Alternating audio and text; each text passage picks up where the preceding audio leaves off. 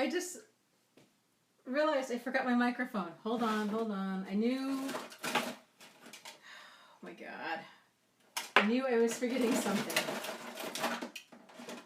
Oh, you guys. It's gonna be a rough one tonight.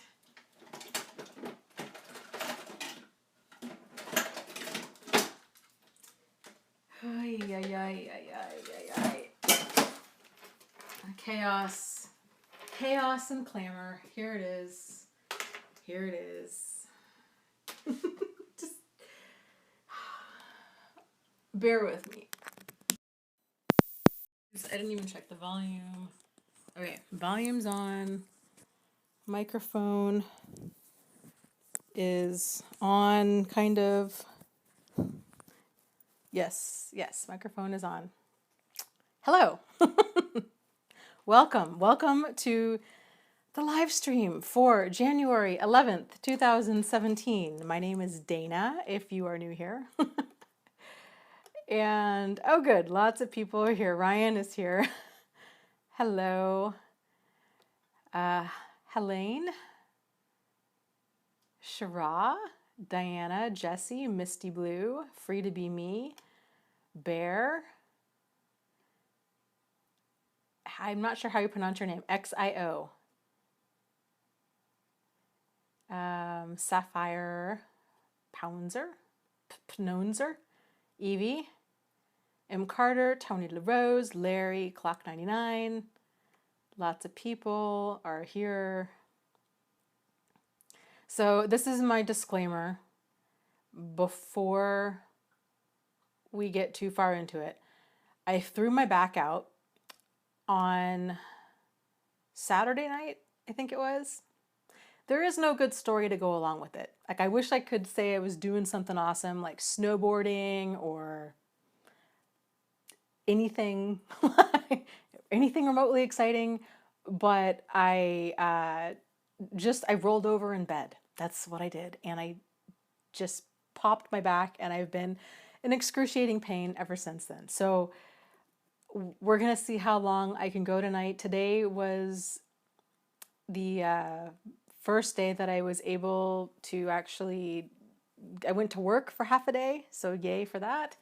And lots of pain. So I'm on painkillers. So tonight's live stream might be just really interesting. That's my disclaimer. There are no guarantees. So we're just gonna go.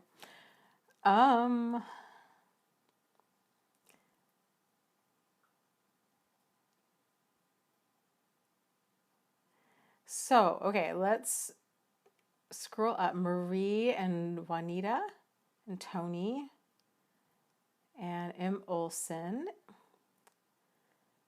Okay, lots of people here. So M. Olson says, how do we know when we are ready to date again?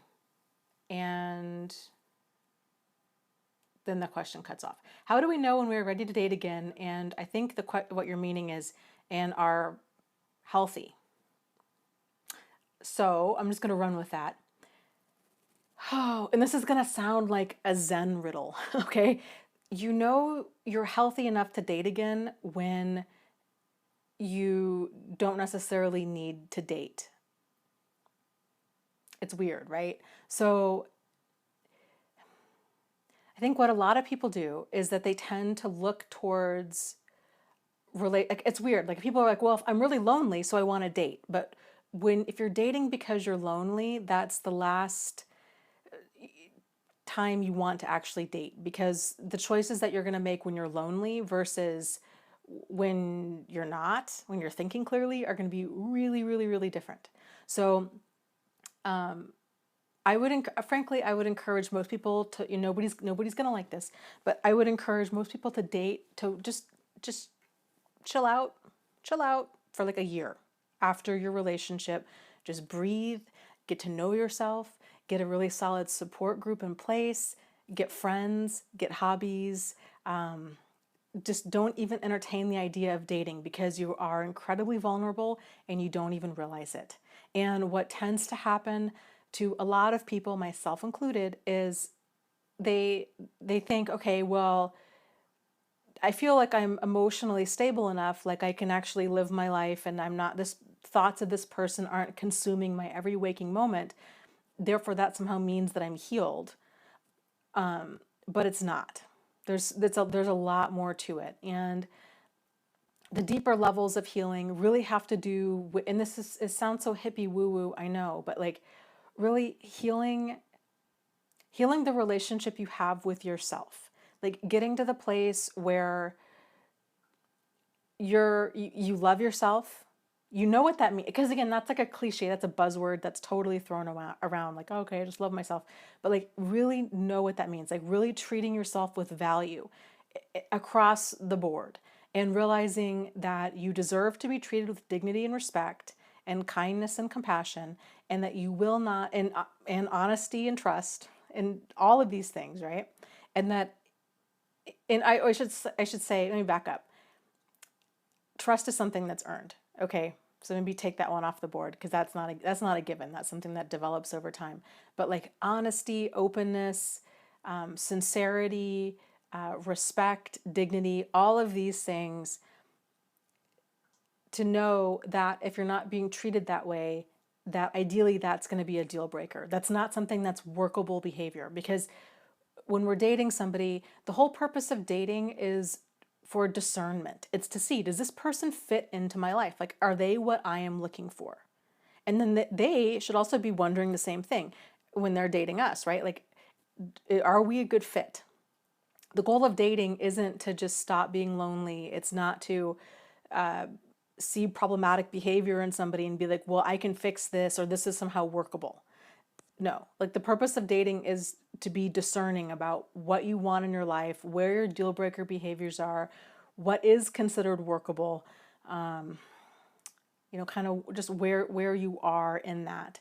And to not make this other person your whole world, to make sure that you do have friends and hobbies and activities outside of that person. Because if that person goes away, if that relationship ends, if they get hit by a bus, if God knows whatever happens, that your whole world doesn't go away as well. So they just need to be a part of your world, not your whole world. I hope that makes sense.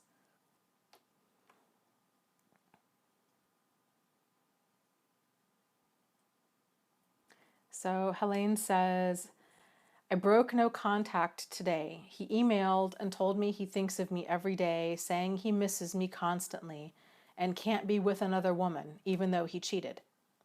So he's a liar. Okay. He then blamed me for us ending and said he shouldn't have contacted me at all and told me he can't see me anymore. That's dizzying. That's a whole dizzying, crazy making conversation.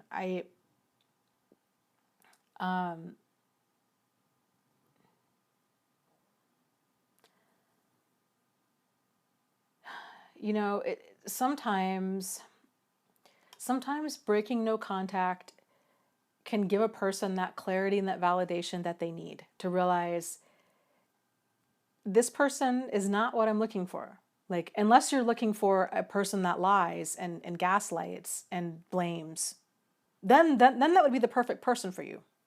But assuming that you're not looking for that, because nobody can have a relationship with that, right? And I know I'm just being sarcastic here to just really point out how ridiculous his behavior is, because I think sometimes it's easier if other people, when other people have that emotional distance, then it can be easier to see the ridiculousness of it. Okay, so I'm definitely not like taking jabs at you at all.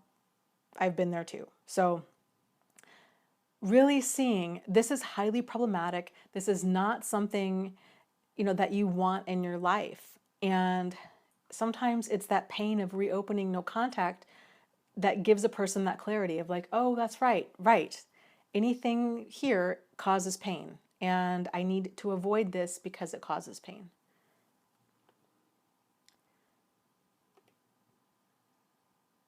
So M. Olson says, there are a lot of stretches you can do to help your back that chiropractors have on YouTube. That is a genius idea. I never even thought to look at that. Oh, I will do that. I will do that.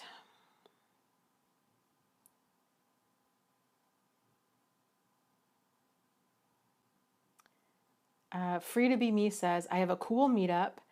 I joined all women over 50 and we have a blast. I love that. I love that. There's so many meetups out there, and I'm a big fan of just joining as many that resonate with you as possible. And it doesn't mean you have to go to every single meetup that they have, but it gives you options, and I think it just kind of helps to facilitate that attitude of abundance. Like, life can go on. There's lots of other people out there. You can do this, and this is out there. So I like the idea too for you joining the group that was all women over 50, because that's probably a very good idea, because there can be a lot of different groups where, people can try to flirt with other members or what have you. It doesn't happen all the time, but it does happen. And of course, you can always, if that does happen to you, you can always shoot that down and just say, hey, you know what? Thanks, but no thanks. I'm just not interested in dating. Yeah. Thanks, but no thanks. Kind of a thing.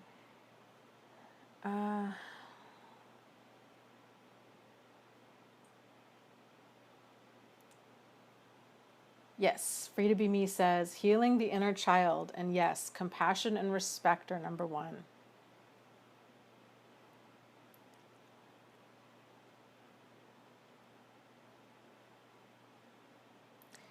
Shariah says, I feel I have never had a true relationship with myself in over 14 years. I think most people, when they start the realization, when they start waking up to all of this, that's one of the things that they realize is, I don't know who I am. And I don't even, not only do I not know who I am, I'm not even sure what it really means to know who I am, or what it means to be honest with myself, or what it means to love myself. I think so if you're struggling with that, another way to put that would be to ask yourself, how can I treat myself with value?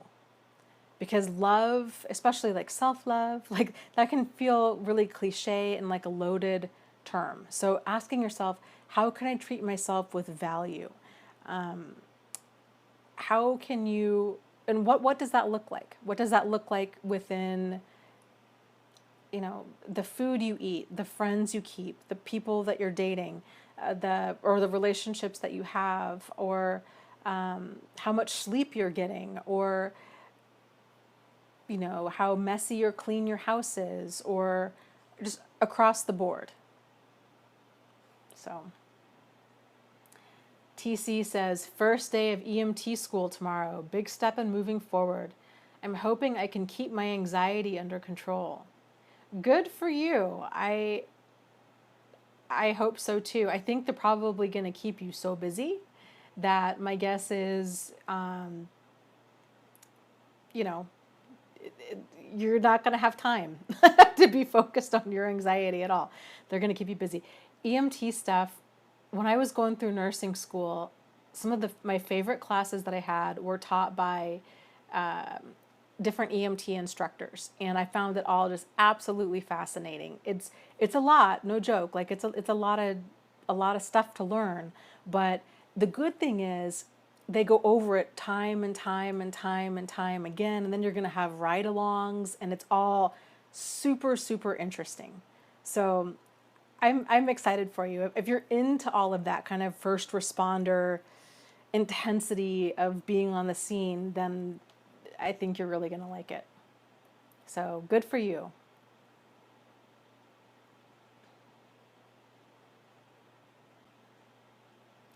Nathan says, it drives me crazy seeing people my age getting divorced and remarried within months, saying that they're so in love.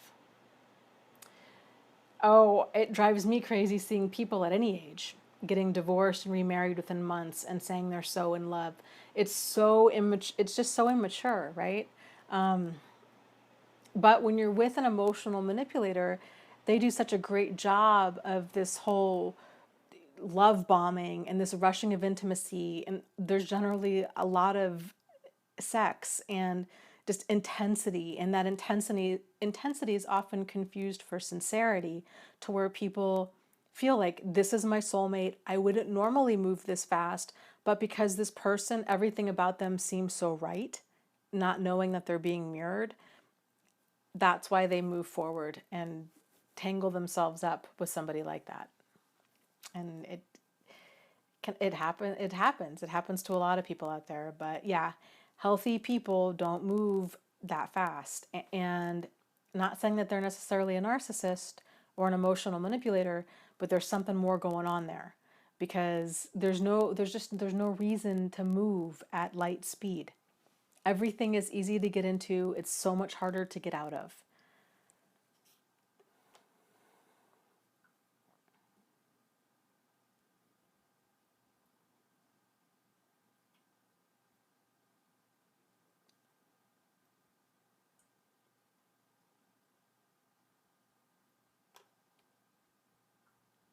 Jennifer says, I work with my ex. He completely, I'm guessing, ruined me. And I found out he's dating somebody else that we work with, which also ruined me. Should I look for another job? Um, I guess it depends. It depends on if you really like your job. It depends on a lot of different factors. If it was me at this point in my life, to me, nothing is worth the price of my safety or my sanity, especially my sanity. Like, it's just not worth it. If you're going to be going to work every single day where you're dreading that there's manipulation, there's crazy making, there's flying monkeys and a smear campaign, and she's saying stuff and he's saying stuff and he's doing things to intentionally bait and provoke you, I would very quietly start looking for another job, and then just give your notice, keep it on the down low, act like it's totally no big deal, because he's going to feed off of that. It's one of the reasons he's dating somebody you work with. It's all to get at you. That's how these things go. So I would just play it off like you came across this amazing job that you couldn't say no to. Keep it very positive, very focused on the future. I wouldn't even mention a peep. People love to gossip. I would not even mention to anybody else in the office that you're leaving because of him. I would just play it off like this amazing opportunity came your way. You couldn't say no. And then just very quickly, quietly, smoothly just exit. Exit stage left and just don't even look back.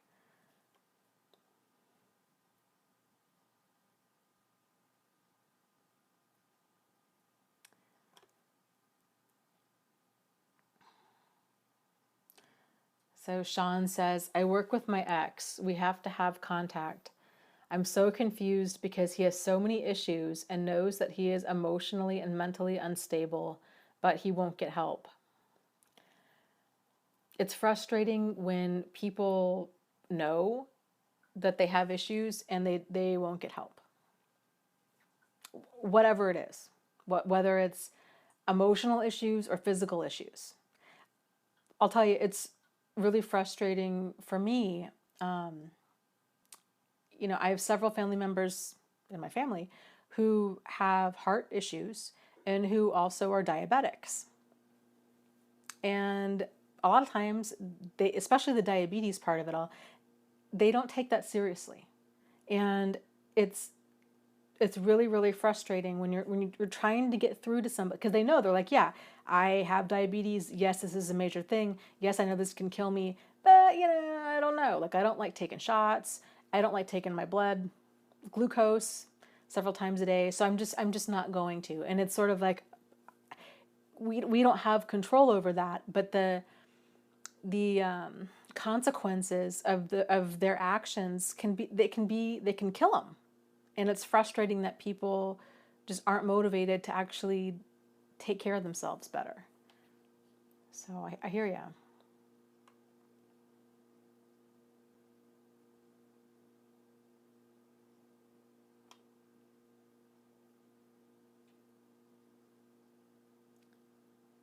Free to Be Me says, Dana, can you speak to having borderline friends and how to deal with this type of person in your life? They can be so manipulative. Yes, you cut contact with them. You don't deal with them. You don't try to make it work. You don't. Life's too short. Life's too short. Like, it's too short to try to sit down and explain to people how to have the basics of adult behavior. And especially if they're baiting, they're provoking, they're drama inducing, their emotions are all over the board, where you feel like you're having to, you never know what you're walking into. You know, if they're highly manipulative, all of that, I just, there's, you know, there's no need. Like, there's no need to have that in your life. I get that the good times can be really good, but if the bad times are really bad to where you're having to try to plan a strategy with how to deal with people that are like manipulative and pot stirring and crazy making and all of this, like, you know, it's important. Like, there's that whole saying, like, we are, you know, pretty much like very similar to like the top 5 people we hang out with the most. And why not hang out with people that are inspiring and empowering? Like, why hang out with people that are toxic and draining? That's my 2 cents on it. Jesse says, Dana, my recent narcissist, who is the father of my unborn baby, when he discarded me, he said he never wanted a relationship with me and that I am delusional. This was after 2 months of him living off of me. And he was acting like we were in a relationship even though we weren't. Yeah, it sounds like he was doing whatever he felt he needed to do in order to continue mooching off of you. So, you know, I would also consider talking to an attorney about like how to move forward with this, because if you're not married and if he's a boyfriend and this guy is, you know, manipulative and he's drama and he's trouble, I would see about, because I don't think you have to put him on the birth certificate, because with paternity comes rights, you know, and it just might be, it's worth a discussion with an attorney to figure out all of that, especially if you're feeling like he's probably not gonna, if he's mooching off of you, odds are he doesn't have any money. He's probably not going to be paying child support. If he does have money, I don't know. To me, that might just, it's worth a conversation with an attorney to figure out how you really want to proceed.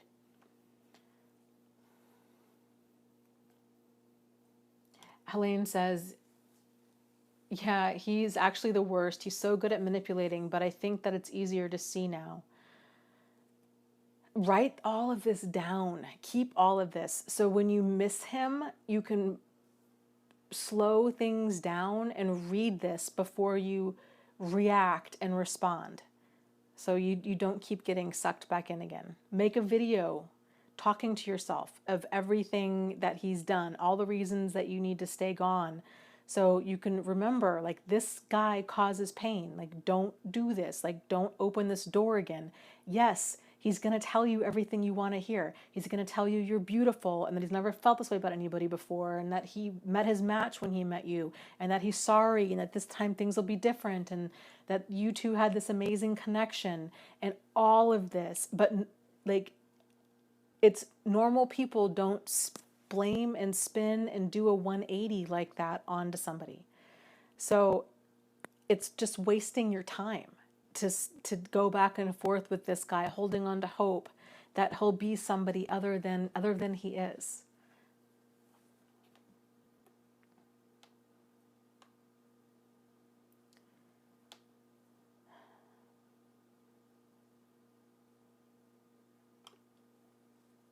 Okay, Donna is recommending a book for the book club. I'm writing this down.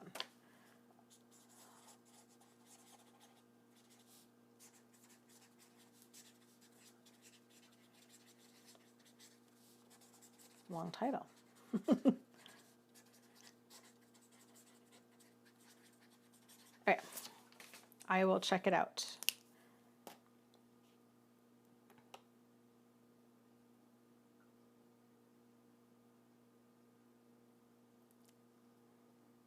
Um, Frankie says, it's been a year this month since I left my narcissist after 25 years of hell.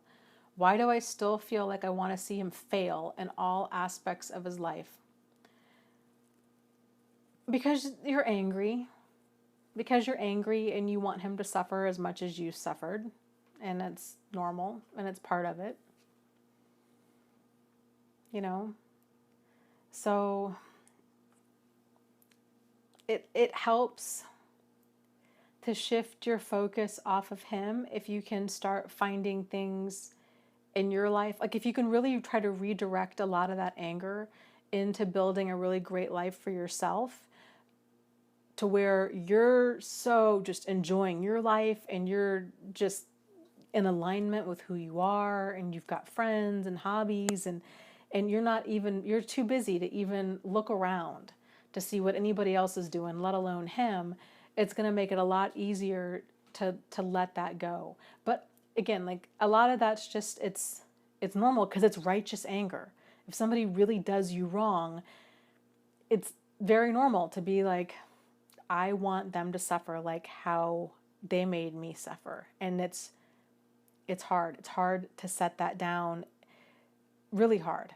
But the more you can start focusing on the positive and focusing on your life, that's how you win. Like that's how you regain power and control over yourself and over the situation and all of it.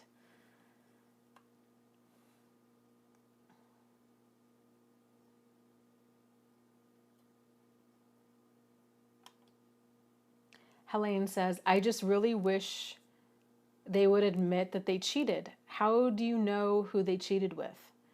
Whoever, in my case, it was whoever they insult the most to your face. I think that's very, very true.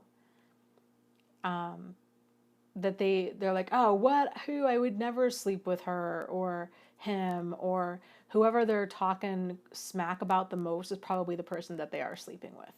But they don't admit to the fact that they cheated because they don't feel that we're entitled to that information, because it's all about power and control. And so they're not going to just show their hand. They're not going to just willingly lose power and control. That's totally like not what they do at all. And they definitely aren't going to do that to their target because they feel entitled and justified by their actions. It's incredibly infuriating and crazy making, but knowing that they cheated, knowing that they have squirrely behavior is enough. Knowing that they're abusive, knowing that they call you names, knowing that there is no open, honest, sincere, solutions-oriented communication, any one of those things is worthy of being a deal breaker.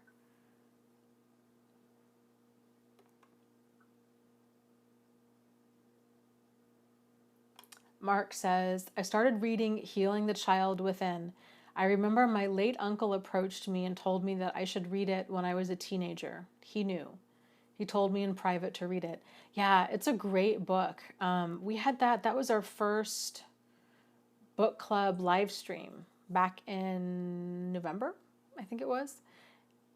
If you go to my YouTube channel and look, like do a search for that title, you should see it. It's kind of a long live stream. It's like a 2.5 hour live stream about that book. And then I also have notes on that book on my website, which is thriveafterabuse.com. But I love it. It's one of my favorite books that I have read because it's just chock full of information.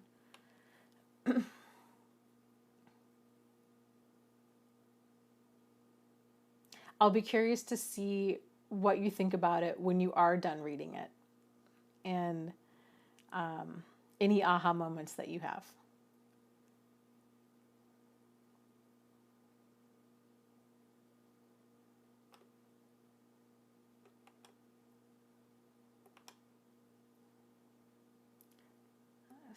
So let's see.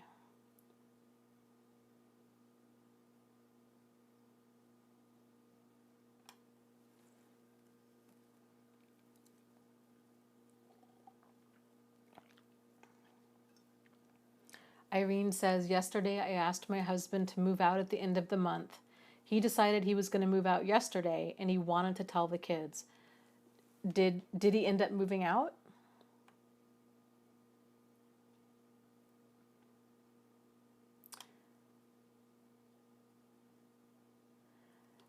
Free to Be Me says, my friend said her ex-husband his eyes would get black, like that they were just completely blacked out. I think that's demonic possession, really. So that's a very common thing for like a lot of narcissistic people, and for a lot of people who've experienced that, to feel that way. So I've seen this a couple different times with a couple different people, and it is absolutely terrifying because it's the feeling of you're not dealing with a human being. Like there is no, I guess, like what we would call like empathy or compassion. It's just this detached, their eyes are just dead. Like there's just nothing there. And not only that, but there's this level of contempt that they hate us so incredibly much that it's just this cold, dead stare. And it's that feeling that they could totally kill you and not even think twice. And it's terrifying. It's terrifying when you experience that because you see them for what they are.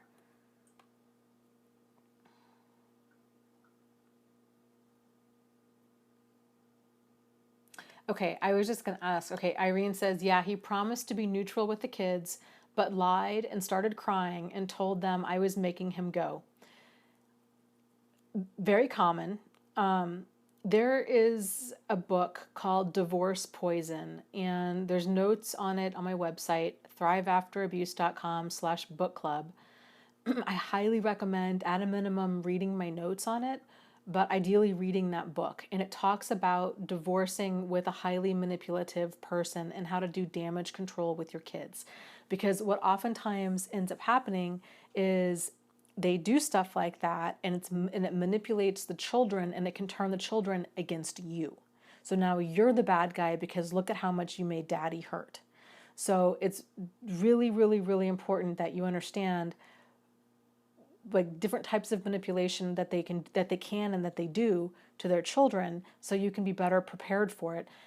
At a minimum right now, it's really important to try to keep communication open with your children, to let them know that they can come and talk to you about anything, that there is, and when they do talk to you about things, that you're validating them, but you're not criticizing or bashing your ex-husband or your soon-to-be ex-husband. Because even though he might be a real piece of work, he's still half of who your children are. And so they're still going to internalize that. If they're like, oh, well, mom said that dad is rotten or evil, then like, what does that make us? So it's really, really important to hear what they have to say, to keep them talking about things, let them know that your house, your place is a safe space, that you're sorry that he said those things to them, that sometimes when people go through a divorce,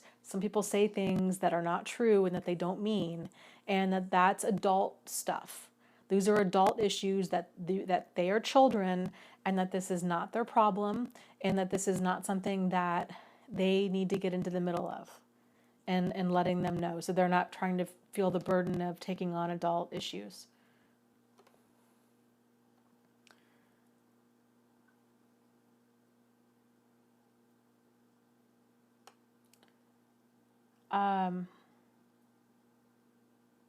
Helene says, do you think if a person cheats on multiple partners multiple times, that is a character flaw and therefore probably will not change?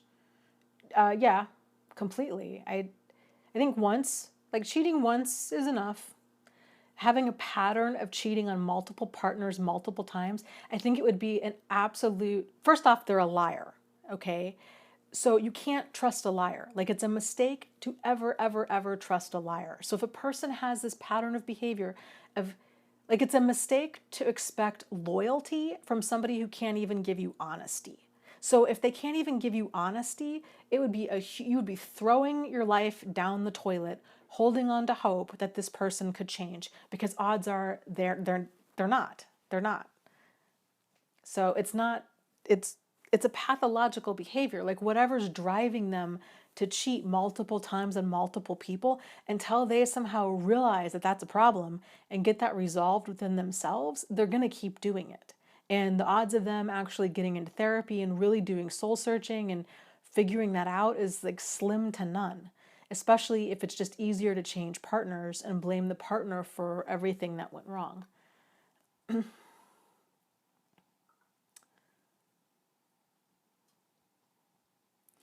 Um, this is a long name. Hemschmeimer, I'm just going to go with that, says, hey, I'd like to ask, what is the difference with the borderline woman? She seemed sometimes so sincere and in love. At the same time, she was so crazy making and lacked empathy. So, there's really very few people out in this world that are like 100% rotten 100% of the time. If they were, we would all steer clear of them, right? Like, I call those kinds of people like the wolves in wolves' clothing, like the Charles Mansons of the world. You can see the guy coming, right? Like, you don't need to, there's no going back and forth with whether or not this guy's problematic. The guy's problematic, hands down, right? Unfortunately, most people that are really problematic are more wolves in sheep's clothing. And so, because of that, they oftentimes do have some good qualities about themselves. And so it can take a while for a person to sort out, what am I really dealing with here? This is why I would encourage you to have a really solid grasp of like, what are your deal breaker behaviors? Crazy making is a legitimate reason to be a deal breaker. Lack of empathy, also up there, deal breaker. You know, to me, active addictions, abuse of any kind, a rotten attitude, whether it's crazy making, pot stirring, triangulating, even just negative, even if they're just negative, is worthy of being a deal breaker. So you have to know yourself well enough to know what are my deal breaker things? Because everybody, that to me, that's just like the bare minimum. Then it kind of goes up from there. How do you feel about if a person has children or doesn't want children, or if they do drugs, or if they smoke, or if they don't do drugs, or if they don't smoke, or if they, you know, their idea of a good time was going to casinos every month or every weekend, or, you know, on and on and on. So all of these things it's such an individual thing, but it's so worth examining within yourself. What are your deal breakers? Because lots of people can fit the deal maker stuff, right? Which would hopefully be being treated with dignity and respect, having open, honest, sincere, solutions-oriented communication, treating another person with like kindness and compassion, having a solutions-oriented, kind of that team-oriented approach to things. Lots of people have that. But if that stuff comes along with, and they're, they have a gambling problem, and they're, incredibly verbally abusive, it helps to just know, like, well, all of this good stuff is really good, but I'm not going to be treated like this, or I'm not going to date somebody with an active gambling addiction or alcohol problem, or I'm not going to be dragged through hell by another person's unresolved stuff. Like, they need to focus on fixing that stuff before they can even be emotionally available enough to be in a relationship. So crazy making is just no go for me. It goes back to valuing your safety and your sanity. A relationship should be a place where you go, where you feel calm and comfortable and open, and that it's a place of nurturing, and where you've got somebody that's pulling on the same side of the rope as you, not somebody who's gaslighting and projecting and lying and denying and blame shifting and pot stirring and spinning and all of that. Like, nobody got time for that. Like, that's just drive on. Like, just drive on. It will ruin your life being with somebody that continually does that.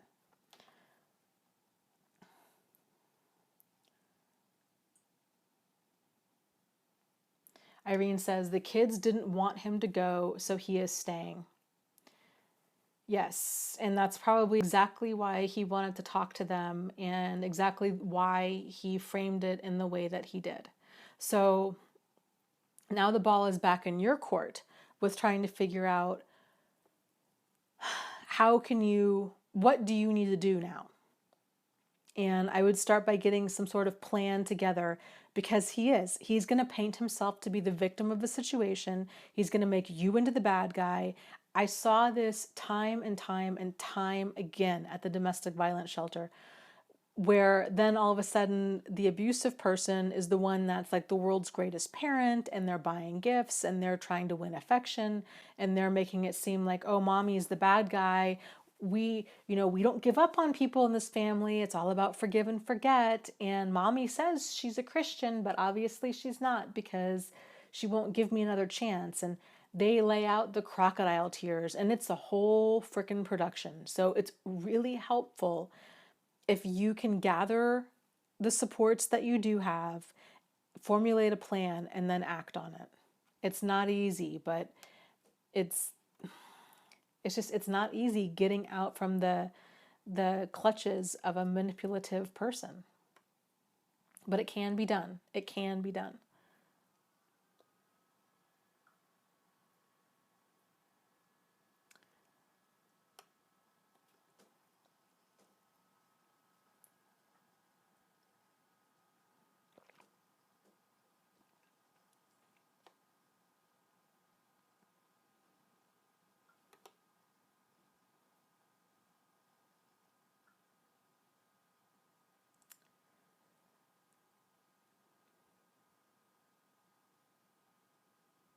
So Marie says, every guy I meet texts me every day. It starts to feel like they're all narcissists. Why don't they understand natural boundaries?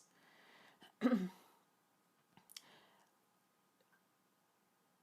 don't know. There's a lot more context that I would need with that situation. If a guy who's interested in somebody generally will try to text them every day. It's more about the content of their texts. If it's a bunch of false flattery, like, hey girl, what you doing? Like, I want to see you tonight. Can I see you? You're so sexy. Send pics. If it's that intensity, and if it's that level of just false flattery and trying to just rush intimacy, right? There's a lot of people out there, especially online dating, they're just looking for sex. And so it's really helpful to slow things down, make sure that you're taking things at a level that you're comfortable with. And the reason they don't understand boundaries is because they don't respect them. They understand them just fine. They just don't respect other people's. If you were to do something like that to them, they would flip out. If you were to be texting them in the middle of the night, or at work or whatever, they would be like, what are you doing? But with narcissistic people, it's a one-way thing. So, and especially as your radar is getting more in tune with like what's appropriate versus what's problematic, odds are you're going to encounter, it's like the whole thing, like life will continue giving you the same lesson until you learn the lesson, and then the lesson disappears because it's a non-issue. So with problematic people, they don't respect boundaries, which is so important as to why we need to hold ours. So we need to be able to say, like, unapologetically, hey, you know what? I'm not going to meet you Saturday night for like Netflix and dinner at your place, because that's not appropriate, right? Like on a first date, like that's obviously somebody looking for sex. So like, I'll meet you for coffee on a Saturday afternoon so I get to know you. Like that would be setting an appropriate boundary. Or I can't, I got to go to bed. I can't stay on the phone with you for hours on end. Putting the ball back in your court and just being like, this is just what works for me. They're either going to be okay with it or they're not. And if they're not, then bye-bye. Like, it's not negotiable because this is your boundary. People that respect you will respect your boundaries. So, Carissa says, I know it's really black and white thinking, but I feel that once a cheater, always a cheater. Yeah, pretty much. like like I would say probably about, 99% of the time that's true. Diana says, my husband used to crawl on his knees in front of the kids crying. Yes. Okay. So now realizing this is what they do. The kids are a pawn in their game, and they're going to try to rope them in to helping facilitate their pity party in this. So if you're going to try to have boundaries, if you're going to have a major conversation, if you're going, anticipate this is what I'm saying. So taking the wind out of their sails. So if something happens, having the children go stay at a friend's house or go stay at a relative's house, or if you're going to break the news to your children, do it when you both are in the same room, and ideally have perhaps if you can, have somebody else there, like some sort of neutral third party person, because they're not gonna act the same. Or even videotape it and just say, like, I feel like we need to videotape this. So, because things, and you don't have to say because of you, but just be like, you know what, I really feel like that we need to videotape this kind of stuff, just so the courts can see if there's any doubt whatsoever. They're not going to like that, but it's something to do because they really do a good job at manipulating.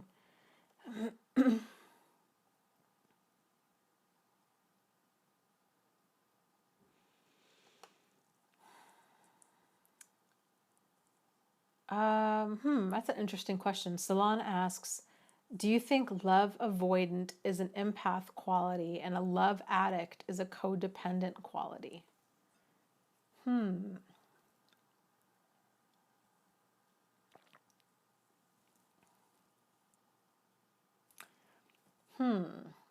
think that's a really good question. I would say that you could probably make the case that both of those, being love avoidant and a love addict, are qualities of both. Because not all empaths are necessarily codependent, although I would say probably a lot of them are, and not all codependent people identify as being empathic. So empathic people tend to just be very, very in tune with other people, the environment, sounds, lights, animals. It's kind of just, it's this extension of awareness, just very in tune with a lot of different things. Codependent people tend to be more, it's that over giving. And I know that term is so loaded. So let's talk about codependency in terms of alignment. Like, codependent people tend to be people that are out of alignment to the extent where they're putting everybody else first. And it's over giving. It's giving second and 20-second chances. It's, mistaking, commitment for codependency. It's mistaking, caring for caregiving. It's definitely these one-sided dynamics where they have a really high threshold of what deal breaker behavior is. They tend to hang on for years, if not decades, holding on to hope that this person could change and being dragged through hell in the process, generally to the point where they are either discarded or they can't hang on any longer and they finally give up. But it takes a lot for a codependent person to give up, and understandably so, because here you have an emotional manipulator, okay? And you have a person that generally doesn't want to be alone, and they don't know, they're out of alignment with themselves. They don't know how to give themselves love because they've always put themselves on the back burner, and so they've turned towards this other person to make themselves feel loved and important and appreciated. And so they're getting all of these needs met to some degree through this other person. But that's never a healthy dynamic, especially if that person's a narcissist or otherwise abusive, because then they're really not going to get their needs met. And if anything, it's going to be the opposite. They're going to be continually taken advantage of, taken for granted, used, abused, exploited, lied to, cheated on, manipulated, stolen from. Household funds are siphoned. There's double lives, there's hidden families, there's just drama upon drama. And they oftentimes stay in there justifying what they're experiencing. And in large part, it's because they're being manipulated by this other person who's blaming them for everything. Oh, well, you're the reason I slept around. Like, it's because of you. Or it's because we had commitment issues that I had to go do I had to go sleep around because we had commitment issues. Nonsense. So there's a lot to it. But I think a lot of codependent people can get to the point where if they have a really hard time trusting other people, if they just take what a lot of them do, have this idea of taking other people at face value, then that's where they're often going wrong, because they're thinking, and I get it because I was there too, where it's like, well, other people are just like me. And so if I'm sincere and honest, then other people are too. And so if somebody else tells you whatever they're telling you, that we go along with it. We're like, well, okay, I guess that could be the case, instead of actually seeing the situation clearly. So a lot of codependent people that tend to get burned do tend to become love avoidant out of fear. They're afraid of getting hurt. They're tired of getting hurt, and so they put up all these walls. They just keep everybody away. But interesting question. I'll be curious to see what other people have to say to that.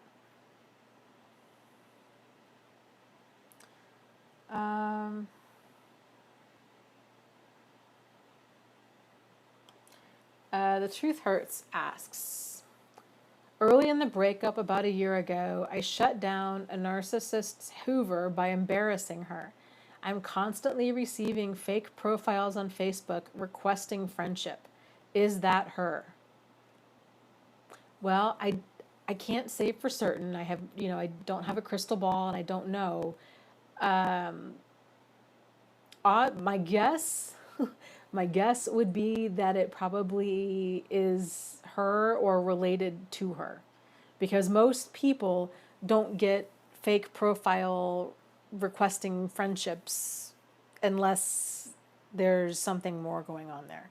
So I would say hold your ground, just keep blocking those people, don't request it, because they will come back. They will come back for anything. If they know that they can get a reaction out of you in any way, shape, and form, they will continue coming back. It's like dealing with just a most infuriating, pesky kid or a bully that just won't go away. But hold your ground.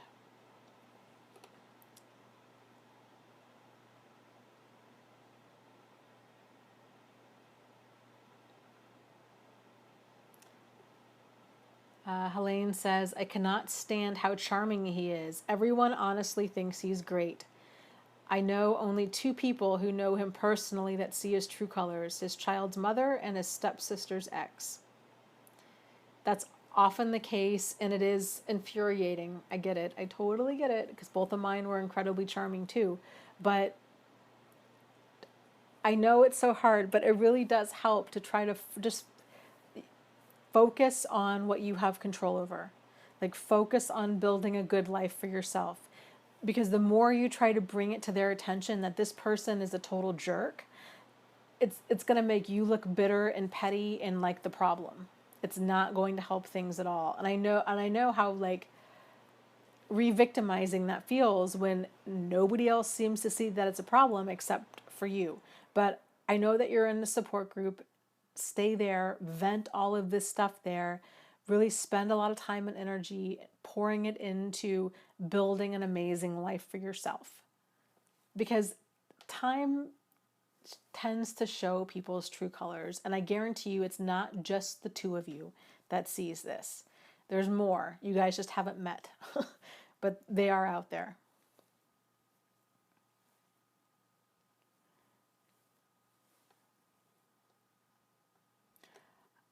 Awesome. Christina says, how can you tell if a narcissist's empathy is real or not? Thank you so much. I would just assume that it's not. I would just assume that it's not. I mean, there is no real like litmus test to find out if it's real. You know, time and actions, I guess, is the best way to tell a person's behavior. You know, if a person consistently has hurtful, harmful behavior, I would be more concerned about remorse than empathy. Like, empathy is important, don't get me wrong. Like, it's important to be aware of, like, that you can see pain in other people, that like you can acknowledge that, but it's more important, are they remorseful? Are they willing to stop it? They can have empathy all day long, but if they don't have remorse and they don't have sincere, you know, like accountable actions for their behavior, then it doesn't really matter if they have empathy or not. What matters is that they're still out there causing hurt and heartache. If a person is selfish to any degree, if they're causing you damage to any degree, it's a problem. Like, that's a problem. That's just a problem. So,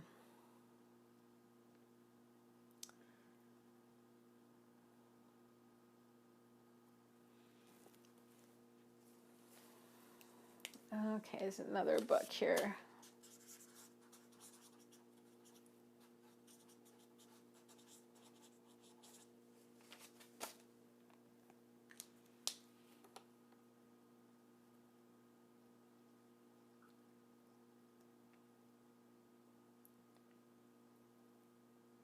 Okay, hey Namal.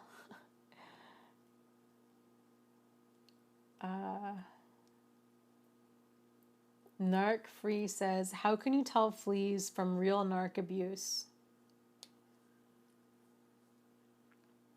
Well, I think fleas tend to come from real narc abuse. I think maybe the bigger question is, how can you tell if a person has fleas versus if they're like if they're a narcissist? Fleas are like a pattern of behavior, generally like problematic narcissistic behavior, and you know, narcissism is the same kind of behavior. The difference between the two is fleas, people develop fleas as a way of coping with their surroundings or their environment, generally an abusive environment of any kind, like abuse and neglect. Like, it's how the behaviors they've learned in order to survive that environment. Many people, when they get out of either the thumb of like parents that were narcissistic and abusive, or if they get out of a relationship with the narcissist, they start realizing all of these behaviors within themselves, and they're like, wow, this is not me. I'm acting like them, and I don't want to be this person. The difference there is that there is that self-awareness to where they're like, this is problematic behavior. I don't want to be this person. I need to stop doing this. And so there's that actual introspection and then that drive to try to do something different. Whereas with narcissists, it's very, it's never their fault. They blame everybody else. There's, if they do claim to have insight, it tends to be just more manipulation, and there's never any real change in their behavior. So,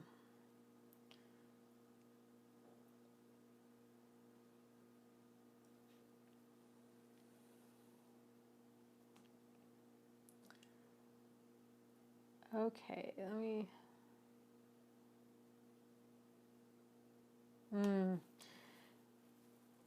TW says, Dana, can you talk about the emotional challenge of being no contact with an entire family? I am lost in grief of my toxic family. Well, I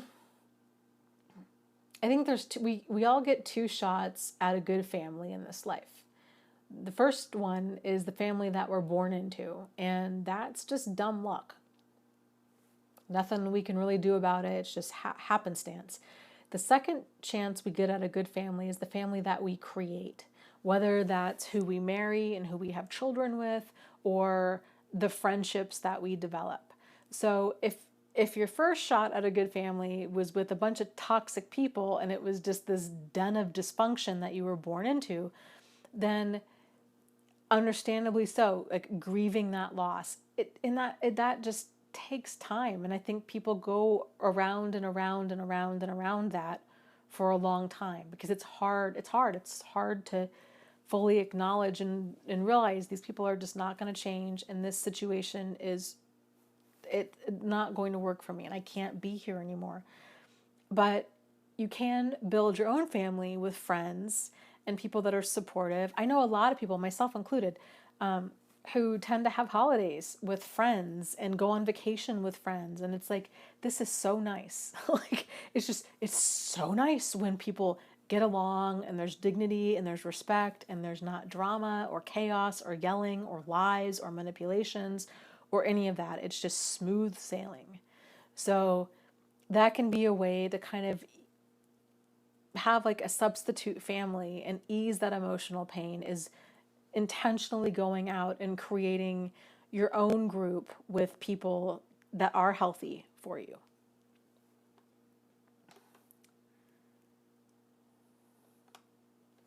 Dina Joe says, I was accused of lying all the time, but it was him lying. Yes, so that's called projection, and that's something that they do. And projection it's an interesting thing. It's a psychological concept. We all do it. Generally, people, when we're doing it, we're not aware that we're doing it. And so what it is if a person is holding a thought that is uncomfortable for them, like that they're cheating or that they're lying or that they're stealing or what have you, they have to get rid of that thought. So in order to do that, they project it like a movie projector projects onto a screen. They project those thoughts onto somebody else, generally their target. And so they'll start accusing them of like cheating or lying or doing all kinds of strange things. So if you're getting accused of things that are way out in left field and this person seems pretty insistent that you are doing these things, odds are it's because they're doing it. They're just suppressing this and then projecting it onto you. It's really wild stuff.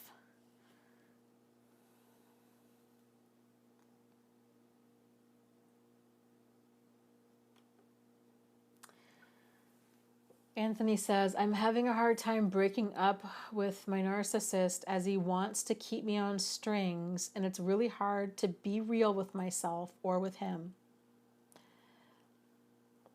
Well, and that's very common because that's what they do, right? They want to keep power and control over other people. They do this by what you're saying, keeping you on strings, like puppeteering people, and they do this. So I would write your list of all of the things that he's doing or has done. These are all of the things, that reasons as to why this isn't working for you and why you want to move forward. And then when you're feeling low, to read that list, because yes, the pain of leaving is painful, but I tell you, the pain of staying is even more painful. So narcissistic people only ever bring pain. And so then you have to kind of ask yourself, okay, knowing that this person is like a walking hot stove, they will only ever bring pain. So do you want to experience the pain now, or do you want to experience it 10 years from now? And just get crystal clear with yourself, because that's what we're talking about. And it's painful, but the sooner you can really clearly see that situation for what it is, and then try to prepare for it as best as you can. So getting together a support system, joining meetup.com, doing all of these things so you can remind yourself life will go on. You will love again. You can have friends. You can have hobbies. You can be in a situation that you're empowered and inspired and nourished and treated well. And once you start, it's weird. Our brains do this weird thing where, like, if a situation or a person is meeting a lot of our needs, it's like this attitude of scarcity develops where it's like we're holding on to this because we're so terrified that we're never going to find anything else like this again, except what we're holding on to doesn't, it's like a moldy sandwich, right? Like it doesn't, like we could kind of eat it, like you can eat around the mold and the rot and the decay, like you're getting some sort of nourishment from it, but the reality is this isn't sustainable. And it can be easier to hang on to something that we know is not working for us than it is to throw it away and then to move forward and trust that there's going to be more out there. This is why it's so much easier to get the more out there, get that in line now, and start slowly transitioning over to where you're meeting new people and you're building hobbies and you're learning how to have fun and you're expanding your support system. So if this relationship does end up going away, that it doesn't feel like you've lost your whole world and that you're just absolutely devastated. Because then you have all of this other stuff in place.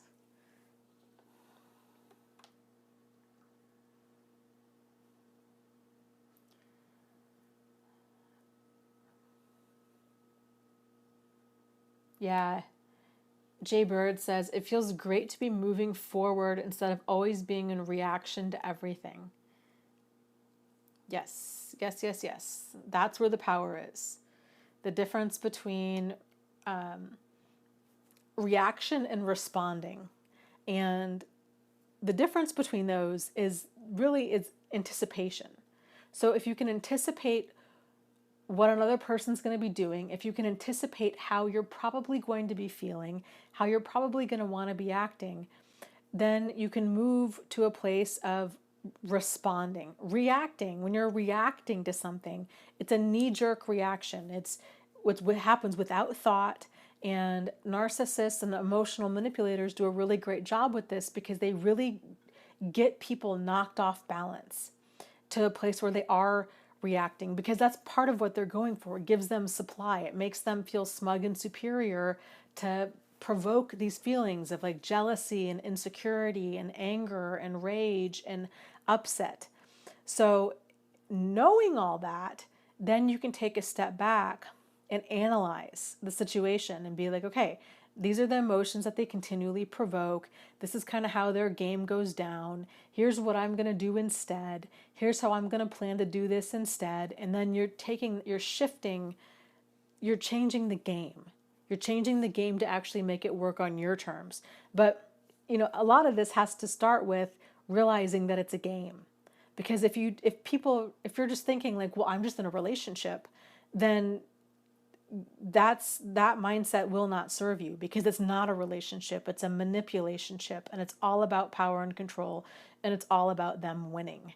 And so once you can realize, I'm playing a game I never wanted to play, but if I'm going to actually win this game, I need to really start seeing things clearly and get caught up to speed sooner than later.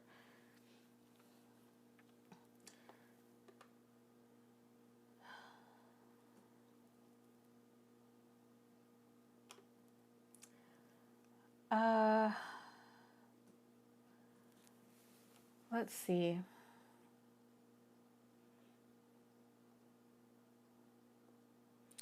Diana asks, Dana, are narcissists envy abusers? Do they want to be envied, and so badly so that they exploit others? They exploit others for any variety of reasons. Envy is just one of them. It's whatever they're attracted to. It's whatever supply they're after, whether it's money or sex or public image or social status or transportation or housing or like you name it, whatever they're after, that's what they're going to try to extract from somebody else. And they do that by targeting a person's vulnerabilities. So not all of them want to be envied. But a lot of them do tend to like the feeling of feeling smug and superior. That's where you kind of get the whole like duper's delight, where it's kind of this inappropriate laughter at inappropriate times, or it's this feeling of, that smirk. It's known as like the narcissistic smirk. It's just that smug, like, it's like the Mona Lisa smile, is what it is. It's just that smirk of, I know something you don't know. Like, I got one over on you, kind of a smirk. And that's why, because it's a game.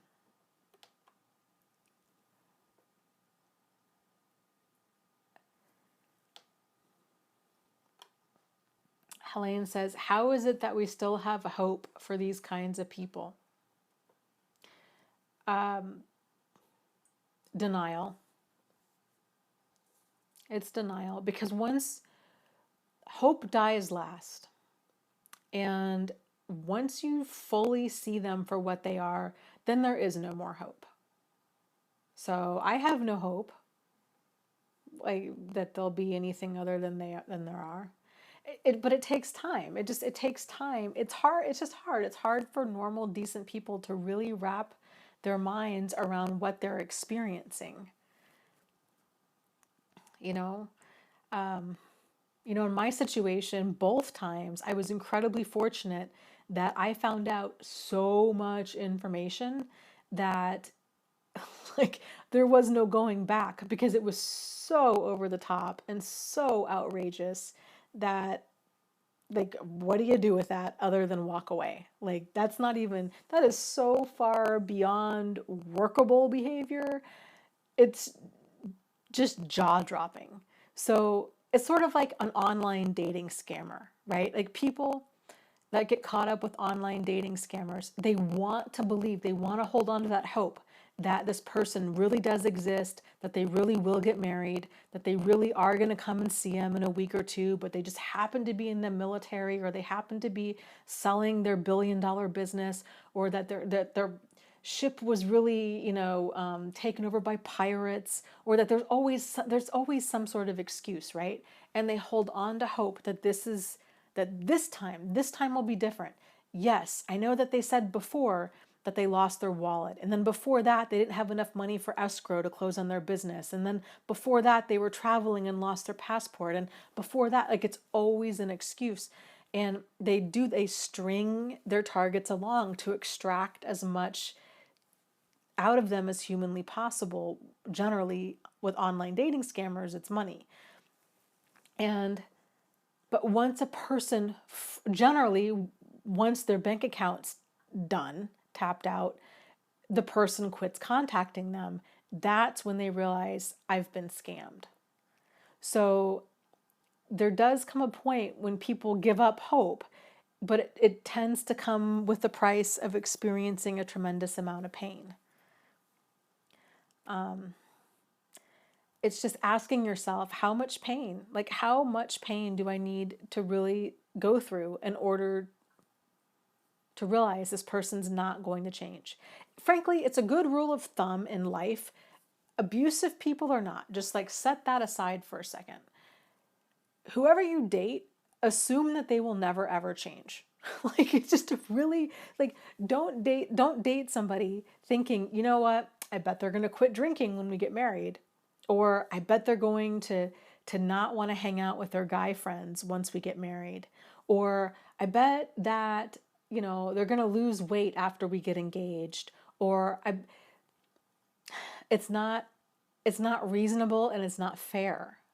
So it really helps to date people for who they are today. It's so, so, so important, because who you end up, whether married or like long-term partnership, that relationship by and large will determine about 90% of your happiness or misery. And it's a big, big decision. Like, most people spend more time thinking about where they're going to go on vacation than they do thinking about what kind of person they want to date. That's a problem. That's a really, really big problem. So really get crystal clear in your mind. What do you want? What do you want in a person? And we've talked about this before, like a healthy relationship It involves, you know, being treated with dignity and respect. It involves being open and honest and having sincere, solutions-oriented communication. It involves being treated with kindness and compassion. It involves having an attitude, like that attitude of teamwork, where they're willing to work together with you towards some sort of solution.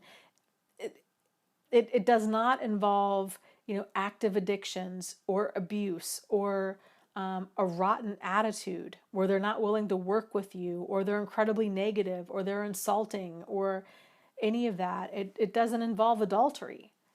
And it's sort of like a cake. Like if these elements are missing, right? If you have a relationship, but it's not founded on honesty and trust, then it's not a relationship. It's sort of like baking a cake. If it doesn't involve, flour and sugar and eggs and water, if it's missing any one of those ingredients, it's not a cake. It's going to be a ball of dough.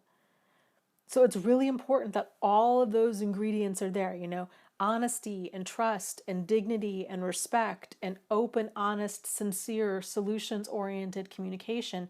If you miss any one of those things, it ain't going to happen. It's not going to rise. You're not going to get that cake. And it's going to be what's going probably to end that relationship in 20 years from now, is that one element that's missing. So it's really important to make sure that all of those elements are there. And it's not too much to ask. Like, that's the basics of like healthy adult behavior.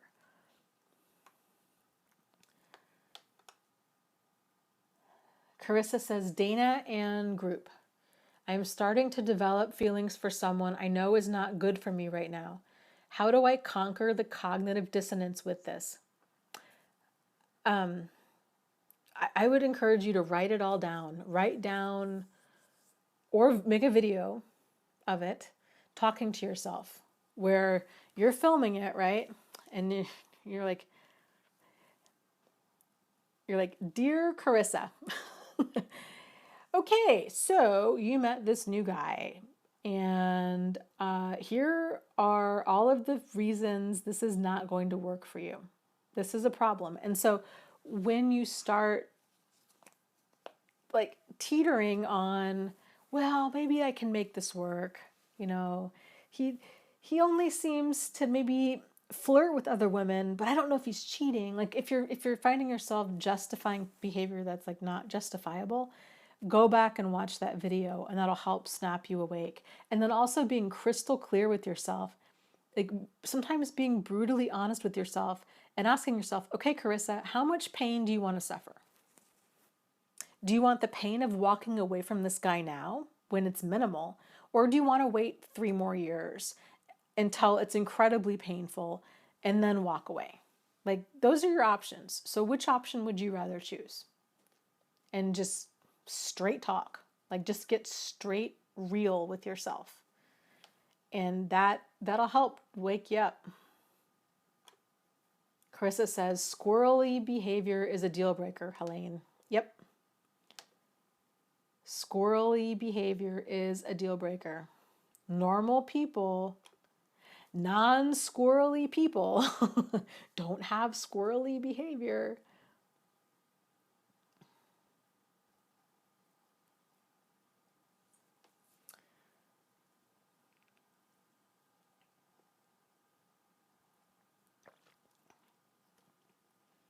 Helene says, it's so true. I want high boundaries.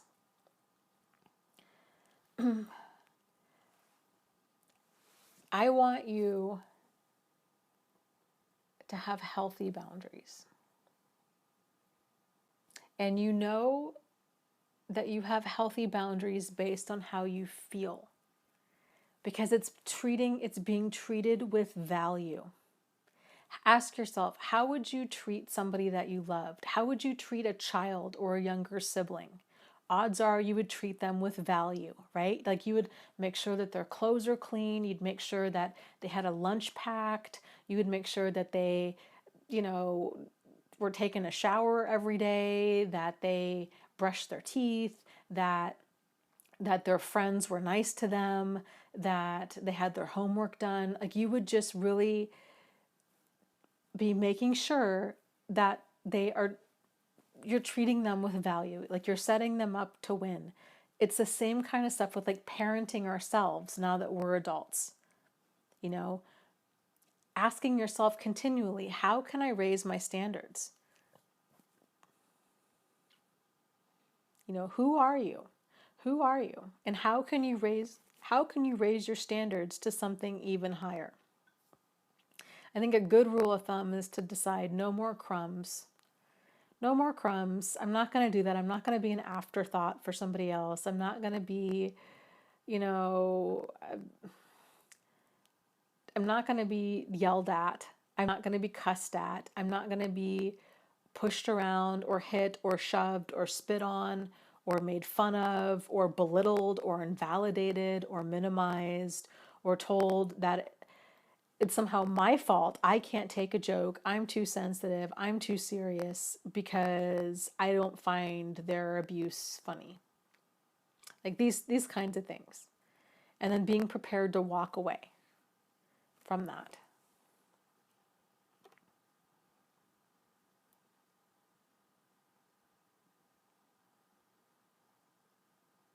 You can start raising your boundaries and standards in every single area of your life, like starting now.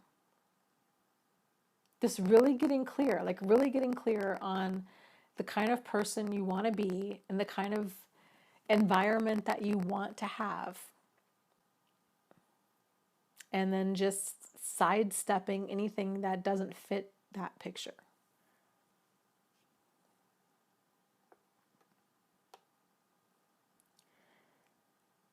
So, you know, I look at it.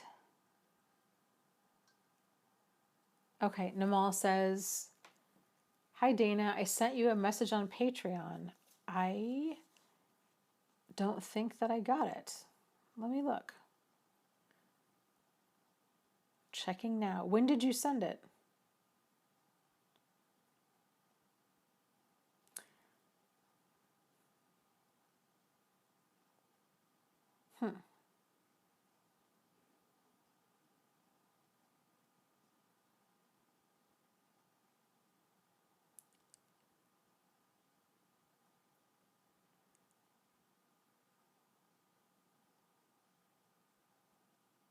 Oh, yes, you did. Why did it not give me an alert? How strange. Okay. I will read this tonight and I'll get back to you tomorrow about it for sure. So,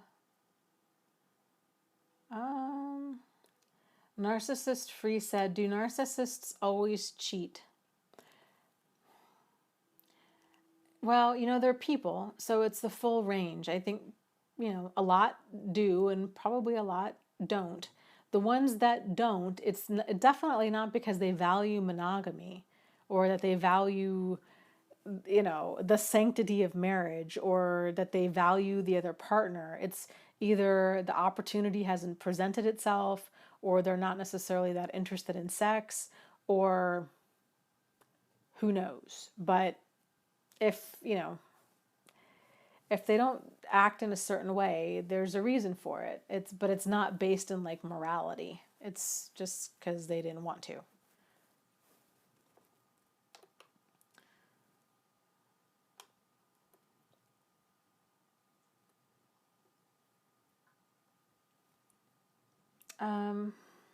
Dina says, "What is it with them not wanting to apologize when they've done something wrong? Even if they are confronted, it's always, if I did something wrong." It's because they feel entitled and justified by their actions, and they don't feel that they owe anybody honesty with it. Because again, this is all about them gaining and keeping power and control. And so for them to lose power and control by actually opening up and being honest about what they've done, that's not how the game works. Like the game is always on their terms. And so they will only grace the rest of us with the truth that we feel that we've somehow earned. Like it's that much of a level of narcissism. Like it's just all about them all of the time. They just truly, truly don't care about what other people, closure, clarity, anything.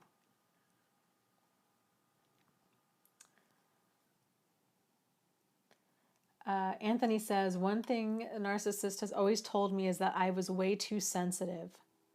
Yeah, and that's a very invalidating thing for somebody to say.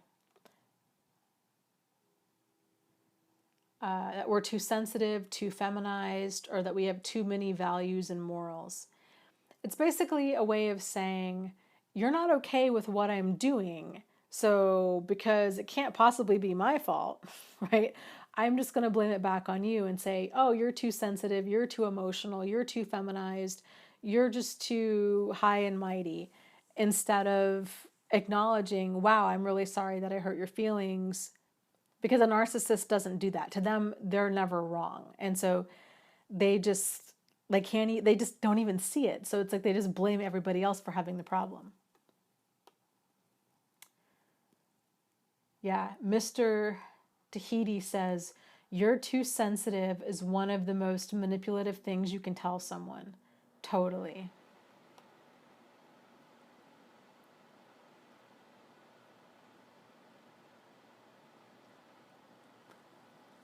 Okay. Andrani says, hey Dana, please answer my question. Okay, I will. I did not see your question. Anthony, so if you can please repost it, I'll keep my eyes open for it. Anthony says, narcissists always made me go to therapists and ended up getting misdiagnosed with personality disorders. They do this a lot. It's very, very common because they stay so cool, calm, and collected. And then they're like, oh my goodness, I'm so concerned about my partner. And he's just really unstable and jealous and insecure and so emotional and distrusting and paranoid. I really feel like there's something wrong with him. Like, I don't know, like I think he's like, bipolar or borderline, and I'm just really concerned. And to a therapist who's not familiar, who they might even think that they are familiar with narcissism, but if they're not familiar with the depths of manipulative behavior, they can really get charmed and snowed and sucked into all of this, especially if the narcissist is feeding their ego and they're like, you know what, I know that you can see it because, you're a really great therapist and I feel like there's hope.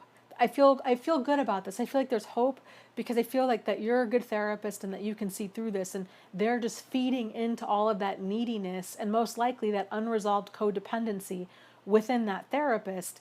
And what they've done is now they've triangulated the therapist and their target, and now they're puppeteering both of them. Incredibly dangerous situation. My personal take on it is if you're with a person that lies, that manipulates, that cheats, that steals, that siphons funds, that is abusive in any way, shape, or form, the last thing you want to do is couples counseling. I think it is the absolute most dangerous, destructive thing a person can do. I realize that's strong words, but it's true because it's not a relationship issue. It's an individual issue. And narcissists can do such a great job at making it a relationship issue, which re-victimizes their target. So now the target's like, well, I guess I need to work on my part in things, right? Because that's how relationships go. Like it's never just one person, it's both people. And so then the target starts walking on eggshells and trying in hopes of changing their behavior that'll eventually change their partner's behavior, but it's not. If you've got this person that has this persistently pathological behavior of lying, cheating, manipulating, stealing, abusing, what have you, it's not going to work. No amount of therapy is going to change that, especially within a couples counseling dynamic. If anything, it's just going to make things worse because they're going to learn how to hide all of that behavior better. So they need to go into individual therapy. It'd probably be a good idea for both of people to go into individual therapy with different therapists, for like a year. And bef- like before the idea of couples counseling even remotely comes up. Because what I've seen with a lot of couples counselors is they're so solutions oriented. Like they really put a lot of their own self-esteem and own self-worth into this idea of we need to really fix this dynamic. And given my like super therapy skills, I can somehow do this. I can save this relationship, right? And so then the therapist starts working overtime thinking, I just need to get them to communicate better. And of course, the narcissist is going to let them think that. And oh my goodness, guess what's going to happen? All of a sudden, this switch just flips, and within 2 sessions, they're having like amazing amounts of progress in therapy. And the whole time, behind the scenes, things just get worse and worse and worse. And then now the narcissist can triangulate the therapist and say, well, the therapist said that you needed to work on this. And, so now they've got the therapist on their side who's this added kind of credible source of also pushing the victim into doing what they want them to do. It's really, really dangerous, damaging stuff. So...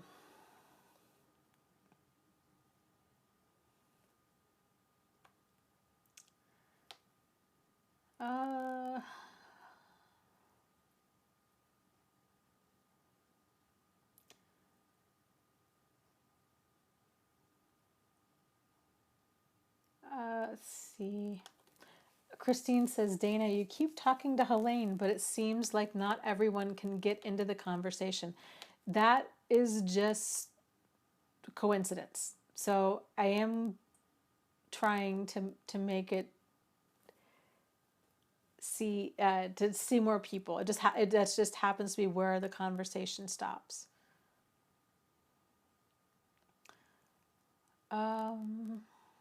Let's see here. Michael asks, can I give some examples of fleas? Go for it, yeah.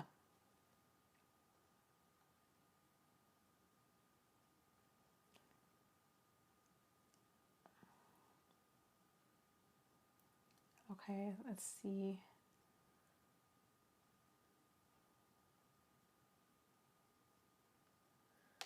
Scrolling, scrolling, scrolling, scrolling, scrolling.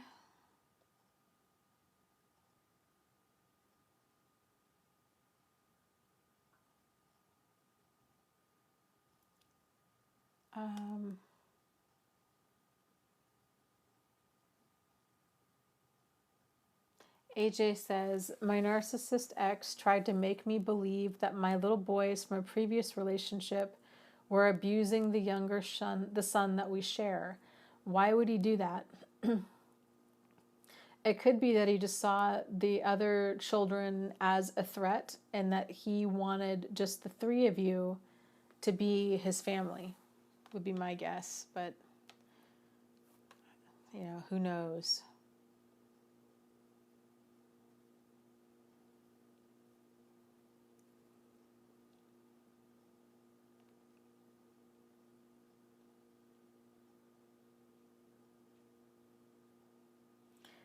So people were talking about other people that they meet wanting to go super fast.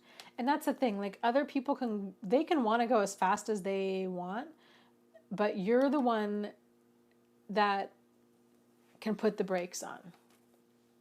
So they can't go faster than you allow them.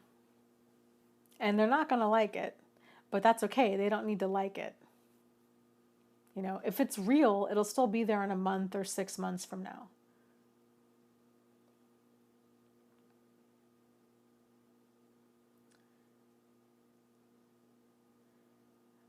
Let's see. Christine says, I guess I'm not understanding this live chat thing. It goes really fast, and it's hard for me to scroll through and read comments. So if I am not answering questions, it's nothing personal. It's just hard for me to keep up with everything. So I am scrolling through them right now. You can always email me too. at deardana@thriveafterabuse.com if you have a question, and then I will try to get it onto the live stream.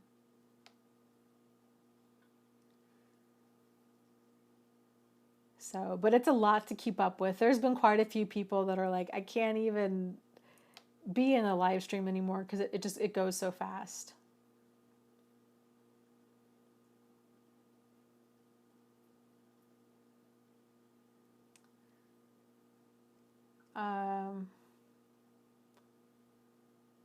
Let's see. Martine says, how do you see people for what they are? Time and consistent action over time. You know, most people don't have two very different sides of themselves. Like, we tend to be about the same. At work, at home, you know, people tend to have kind of like the same amount of temperament wherever they go. People, it's not normal to have a Dr. Jekyll, Mr. Hyde thing. It's not normal to go from being totally honest in one environment to a thief in another environment, or to being abusive in one environment to be incredibly kind in the other environment. So if you're seeing two very different sides to a person, generally the rotten side of them is the real side, and the rest of it is the mask, the socially acceptable mask that they're putting on.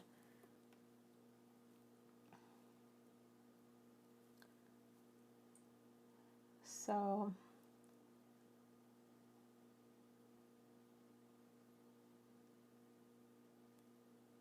let's see. 100 Smiles says, hi there, is the book club still going, and what day of the week was it? It's going to be the last Thursday of every month.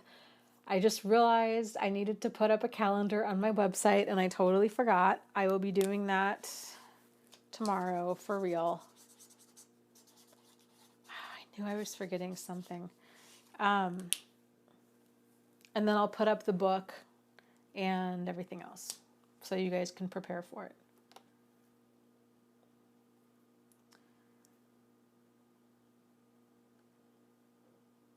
So I've got a couple questions here. Let me scroll down.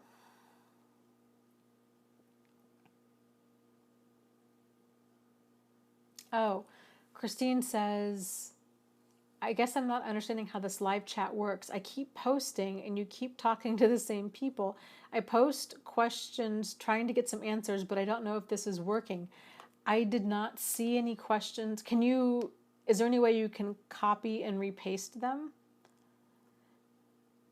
Because I did not see them, and I have been looking for them since you mentioned that the first time. And for the rest of you guys, if I somehow miss her question,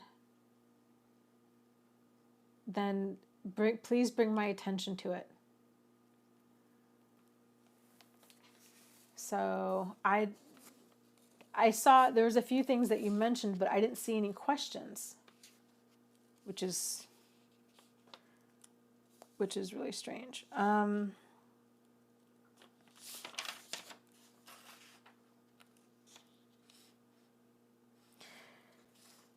Okay, so here is a question from Life After a Narcissist. This is kind of the condensed version of it, but he asks, how can I distinguish between normal disagreements and narcissistic behavior? Okay, normal disagreements, there's a couple things here. Normal disagreements involve like being solutions oriented. So it's like, you know what, I'm upset, you upset me. There's open, honest, sincere, solutions oriented communication. It's disagreements about like budgeting or parenting styles or things that involve teamwork and getting on the same page. Normal disagreements don't involve lying, cheating, manipulating, stealing, siphoning funds, gaslighting, you know, active addictions, that kind of stuff. Like that's way outside of the realm of like normal problematic behavior. Narcissist behavior, whenever they're confronted with something, they either totally shut down or they become attacking. And so you either get the silent treatment, they break up with you, they blame shift and it spins it back onto different things that you have done. That's not solutions oriented. It's highly manipulative. It's full of blame. It's full of like punishing behavior.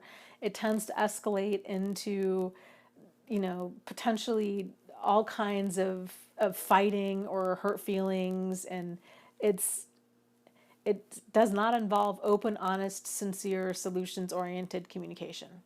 That's the main difference. Because for most people, if a person hurts somebody else's feelings, right? Like if there's some sort of disagreement about something, these things can be smoothed over within a relatively short period of time. When you're dealing with a narcissist, they will take that, they will twist it, they will use it against you and make your life a living hell until they decide that to let you off the hook. That's not normal behavior. So I hope that clears that up. If you feel like you're walking on eggshells, if you're feeling like you're having to avoid certain conversations, if you're feeling that you're having to change who you are, if you're feeling ground down, if you're feeling afraid to have conversations with your partner, those are all pretty telltale signs that you're dealing with a narcissistic person. Because normal people don't react like that.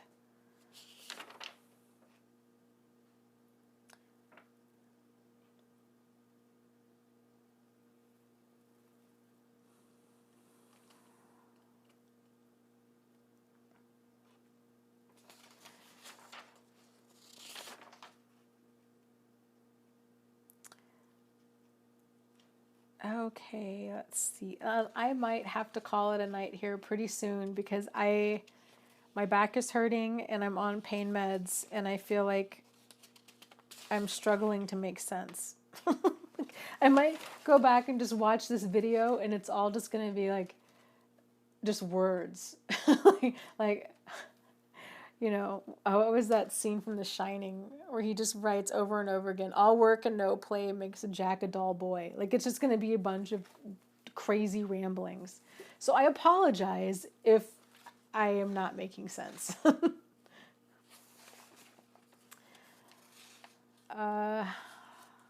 Let's see if I can find some of these shorter questions.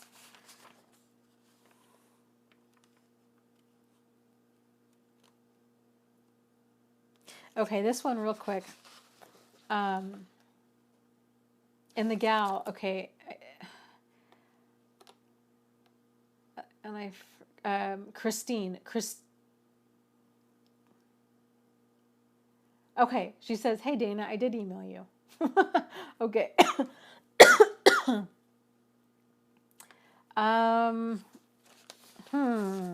Which name did you use? If you email me again, Dear Dana at Thrive After Abuse, I will get back to you. I will get back to you this week because I might have to call this one short because I'm feeling so out of it.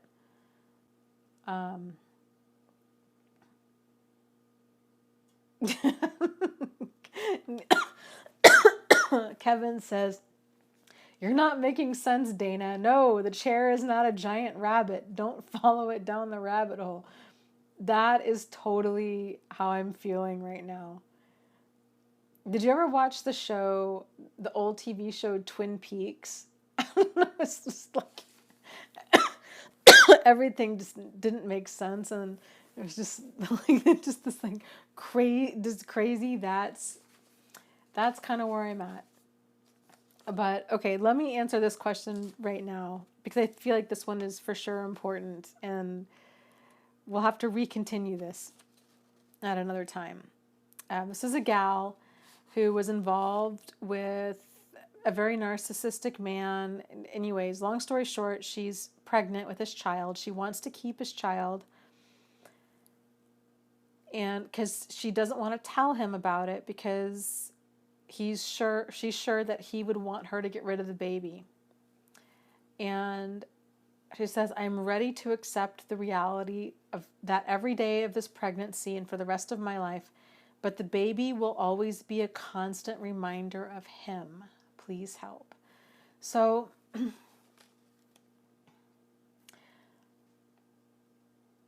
I would, here's my concern with this is I would really, really, really strongly encourage you to find a way that you can reframe this baby, if you choose to keep this baby, to where you don't see him. I don't want, my concern is I don't want you to see this baby as, I don't want you to resent this baby. I don't want you to see this baby as anything other than a bundle of light and love and cuteness. So I would encourage you to see this baby as this baby has all of the good parts of him and even more of the good parts of you. And I would really encourage you to associate only love, light, and positivity with this infant so you can give this child, you can raise this child in a very empowering way and let them know that they are so incredibly loved. And if there is ever any questions about who the father is and that the father is a true dirtbag, to really let the child know, yeah, there were a lot of things about your dad that I wish would have been different, but you know what? You got the best parts of him. And for that, I'm so thankful because you are such an awesome kid. And I couldn't love you any more than I do. And to truly, truly, sincerely mean that. So the child doesn't grow up feeling unwanted or like a burden or a source of pain for you, because that's really important that they don't feel that way, that they feel loved and accepted for who they are. So yeah. And then your goal too, as a parent, is to see that child also not as your ex and not even as an extension of you, but to see them as their own individual being. Like, this is going to get hippie woo woo, okay? But for real, like this is magic. Like, this is so magical. And there's this amazing human being, this life. And it's going to be so, who knows? It's like unwrapping a present. Like, who knows what it's going to be? And, it could be an artist or a comedian or a writer or a scientist or a social worker, or it could be any number of these things, and just how exciting. And so as our part with being an adult or with being a parent is to see and to cultivate these gifts as they start coming forward in this child, and realizing what an honor it is to be here to watch this human being just flourish, and for us to be able to give it all of the right kinds of soil so it can grow into its highest and best self. And so that we're allowing it that freedom to explore and be like, okay, what are you attracted to? Oh, you really like Legos? Like, you're really into building? Let's go explore that. Let's just see what that's about. Let's go to some Lego conventions, or let's go talk to an architect and you can see what they do for a living. Or if they're really interested in, I don't know, bugs, right? Like going to the zoo and examining the different types of bugs and talking to different bug specialists, or if they're really into fashion design, and explore, just being there to kind of guide them and to take away all of our ideas about who they should and shouldn't be, and just let them flourish. And again, just really reinforcing like, oh, kiddo, I just love you so much, and I am just so thrilled to pieces that you are here, and I'm so outrageously overwhelmed with gratitude and love that I get to be your mom. And yes, I I really wish we could have had a different dad for you, but it didn't shake out that way. And so we're going to make it be the absolute best that we can make it given the situation. So,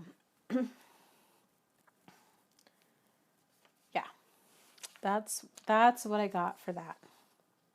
So I hope that you only ever see positivity and wonder and excitement and magic in the eyes of your child, and not see any ounce of pain that that man ever caused you.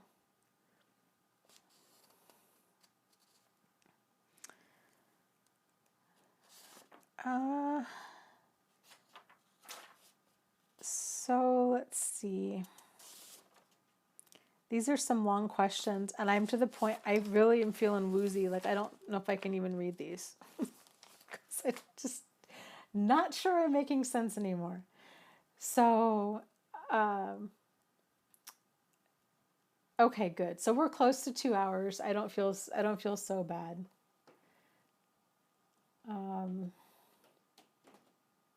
How is everything else going with you guys? How is life? How is your new year?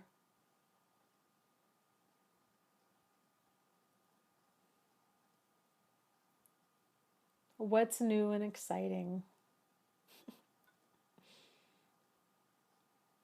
Are you liking? Have you guys noticed the shorter videos that I've been putting out? And if so, what have you thought about those? So I'm trying to, the goal is to try to split up the longer live streams into shorter videos, like, I don't know, 5 to 10-minute videos, and put those out throughout the week. Okay, Marie says she likes the shorter videos. Okay, good. Good deal. I think that they can. Okay, Pernell says he's been watching them.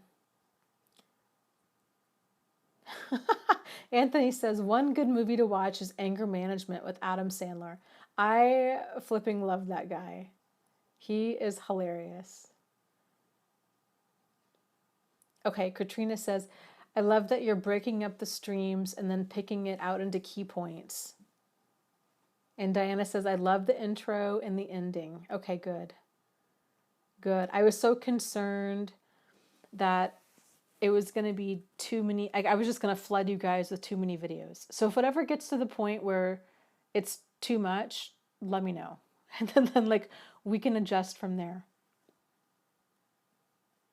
Oh, how fun. Lisa says, I'm going to take an Indian Hindi dance class. I start next week.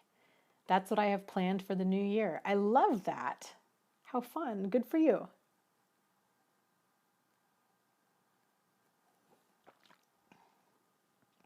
Avid says, no need to make the live stream so long that you get tired.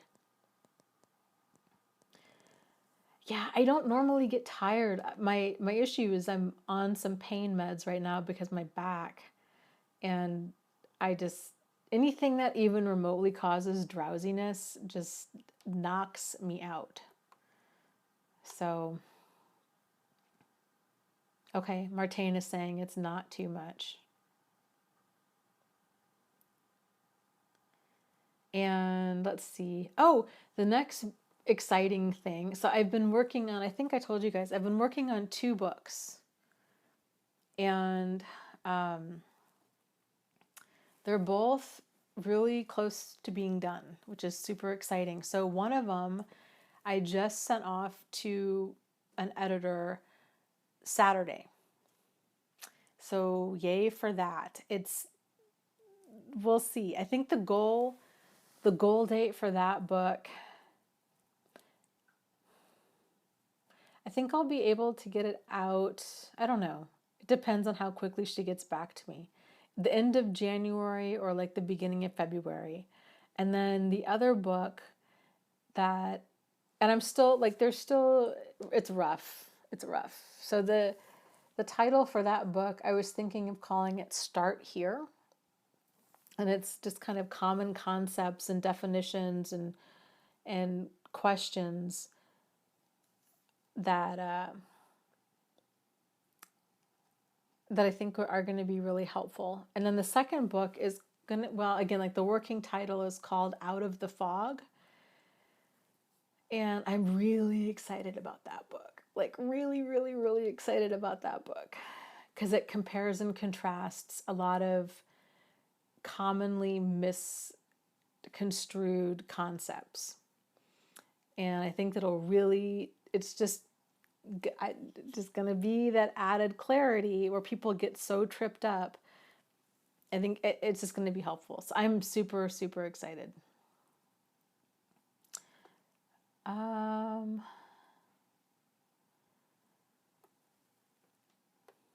So I'll probably start doing some videos on getting